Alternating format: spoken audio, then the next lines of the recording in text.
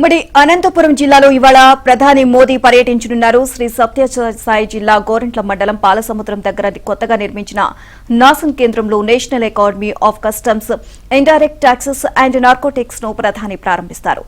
నాసన్ కేంద్రంలో భవనాల ప్రారంభోత్సవం కంటే ముందు ప్రధాని మోదీ లేపాక్షిలోని వీరభద్రస్వామి ఆలయాన్ని సందర్శిస్తారు. ఇప్పటికే నాసన్ కేంద్రంతో పాటు లేపాక్షి ఆలయాన్ని ప్రధాని భద్రతా అధికారులు తమ ఆధీనంలోకి తీసుకున్నారు. ప్రధాని మోదీ ప్రత్యేక విమానంలో ఉదయం 10:35 ఢిల్లీ నుంచి బయలుదేరి 12:55 పుట్టపర్తి విమానాశ్రయానికి చేరుకుంటారు. పుట్టపర్తి విమానాశ్రయంలో ప్రధానికి సీఎం జగన్ తో పాటు గవర్నర్ స్వాగతం పలకనున్నారు.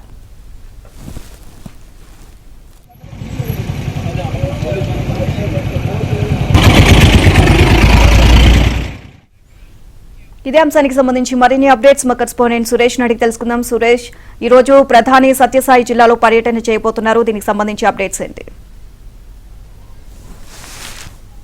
ఉమ్మడి అనంతపురం జిల్లాలో ప్రధాని నరేంద్ర మోడీ పర్యటిస్తున్నారు. ఏదైతే అంతర్జాతీయ ప్రమాణాలతో ప్రతిష్టాత్మకంగా నిర్మించిన సత్యసాయి జిల్లా పాలసముద్రం సమీపంలో ప్రతిష్టాత్మకంగా నిర్మించిన నాసిన్ ను ప్రధాని నరేంద్ర మోడీ ప్రారంభిస్తారు. సరిగ్గా 3:30 గంటల సమయానికి నాసిన్ వద్దకు చేరుకుంటారు. ఏదైతే నాసిన్ ను గతంలో కేంద్ర మంత్రి అరుణ్ జైట్లీ ప్రారంభించారు. దాదాపు 7 సంవత్సరాల్లోనే ముఖ్యంగా నాసిన్ 503 ఎకరాల్లో 1200 కోట్ల వ్యయంతో నిర్మించారు. ప్రతిష్టాత్మకంగా నిర్మించిన నాసిన్ ప్రారంభించేందుకు ప్రధాని నరేంద్ర మోడీ వస్తున్నారు. ఇందుకు సంబంధించి ఇప్పటికే అధికారులు అన్ని ఏర్పాట్లు కూడా సిద్ధం చేశారు. పూర్తి స్థాయిలో భద్రతా ఏర్పాట్లు చేశారు. ప్రత్యేక విమానంలో పుట్టపర్తి విమానాశ్రయానికి చేరుకుంటారు. అక్కడి నుంచి హెలికాప్టర్లో లేపాక్షి ఆలయానికి చేరుకుని లేపాక్షి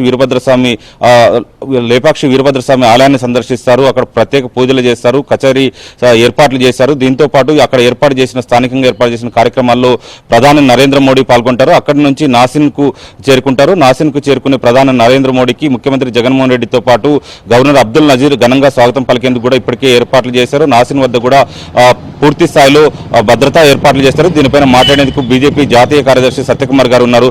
సత్యకుమార్ గారు, ఏం చెప్పదలుచుకున్నారు? ఈ రోజు కేంద్ర ప్రభుత్వం ప్రతిష్టాత్మకంగా నిర్మించింది. దాదాపు 503 ఎకరాల్లో 1200 కోట్లతో నాసిన్ నిర్మించారు. దేశంలోనే 2వ అతిపెద్ద శిక్షణా సంస్థ. ఎట్లా చూస్తారు దీన్ని? ఈ రాష్ట్ర అభివృద్ధి పట్ల నరేంద్ర మోడీ గారు చిత్తశుద్ధితో ఉన్నారన్న విషయానికి ఇది ఒక ఉదాహరణ. ఇవాళ మీరు చెప్పినట్టుగా 1200 కోట్లతో ప్రతిష్టాత్మకంగా నిర్మించబడుతున్న ఈ national academy for customs, indirect taxes and narcotics సంస్థ ఆ ప్రాంతంలో అభివృద్ధికి దోహదపడుతుంది.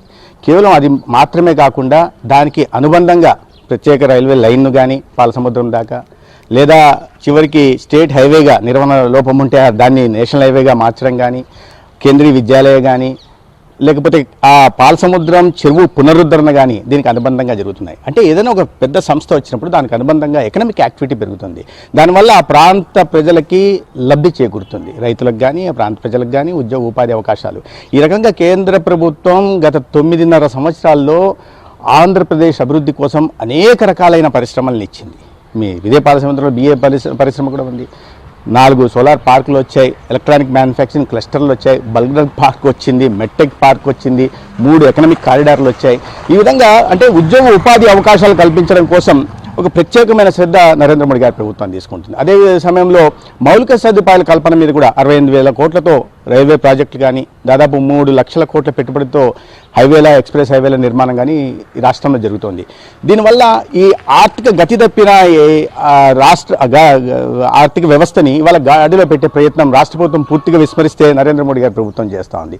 దీనివల్ల రాష్ట్రానికి లబ్ధి జరుగుతోంది. ఎటువంటి అంటే వివక్ష చూపకుండా, ఎన్నికల్లో మనం గెలిచామా, సీట్లు వచ్చాయా లేదా అనే విషయాన్ని పక్కన పెట్టి ఎటువంటి వివక్ష చూపకుండా విభజన తర్వాత అశాస్త్రీయంగా కాంగ్రెస్ పార్టీ ఈ రాష్ట్రాన్ని విభజించింది. ఆ సమయంలో అనేక పార్టీలు కూడా దాని గురించి పెద్దగా మాట్లాడలేదు. వీటిని దృష్టిలో పెట్టుకొని ఈ రాష్ట్రం మీద ప్రత్యేక దృష్టి పెట్టి ప్రత్యేక సహకారాన్ని అందిస్తూ రాష్ట్రాన్ని ముందుకు తీసుకెళ్లే ప్రయత్నం నరేంద్ర మోడీ గారి ప్రభుత్వం చేస్తూ ఉంది. పూర్తి స్థాయిలో ఇప్పుడు ఎట్లయితే నాసిన్ చూసినట్లయితే చాలా ప్రతిష్టాత్మకంగా నిర్మించారు. కొద్ది సమయంలో నిర్మించారు. అక్కడ IRS ట్రైనింగ్ కూడా ఇప్పుడే శిక్షణ జరుగుతోంది. ఎట్లా చూస్తారు? కానీ దీనిపైన కూడా ఇటు రాష్ట్ర ప్రభుత్వం నుంచి కూడా పూర్తి స్థాయిలో సహాయ సహకారాలు లేవనే ఉన్నప్పుడు కూడా ఈ నాసిన్ను అతివేగంగా నిర్మించారనేది జరుగుతుంది. దీనిపైన ఏం చెప్తారు? ఖచ్చితంగా. ఎందుకంటే భూమి అనేది రాష్ట్ర ప్రభుత్వ అంశం. ఇన్ని ప్రతిష్టాత్మక సంస్థలు వస్తున్నప్పుడు వాటికి వెంటనే భూమి కేటాయించడం, దానికి సంబంధించిన మౌలిక సదుపాయాలు అంటే కరెంటు కానీ లేదా రోడ్డు సౌకర్యం కానీ కల్పించడం రాష్ట్ర ప్రభుత్వం బాధ్యత. ఇవాళ రాష్ట్ర విభజన జరిగిన నాటికి ఒకే ఒక కేంద్ర ప్రభుత్వ విద్యా సంస్థ సంస్కృత్ విద్యాపీఠ ఉంటే ఇవాళ 25 విద్యా సంస్థలు ఈ రాష్ట్రంలో ఉన్నాయి.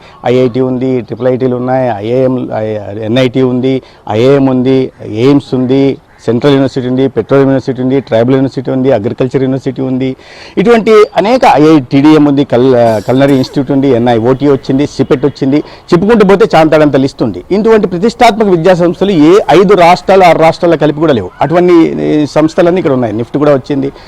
వీటికి వెంటనే భూమి ఇవ్వడం, భూమిని కేటాయించడం, త్వరితగతిన నిధులు రాబట్టుకొని వాటిని ప్రారంభించేలా చేసుకోవడం రాష్ట్ర ప్రభుత్వం బాధ్యత కూడా. అయితే రాష్ట్ర ప్రభుత్వం పూర్తిగా వాటిని విస్మరించింది. అనేక సంస్థలు ఇవాళ భూమిని కేటాయించకపోవడం వల్ల వెనక్కి వెళ్ళే పరిస్థితి ఉంది.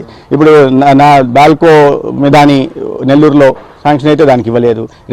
6 లక్షల పైగా ఉద్యోగాల కల్పన జరిగే నేషనల్ ఇన్వెస్ట్మెంట్ మ్యానుఫ్యాక్చరింగ్ మొత్తం దేశవ్యాప్తంగా 14 ఇస్తే ఆంధ్రప్రదేశ్కి ప్రత్యేకంగా 2 ఇచ్చారు.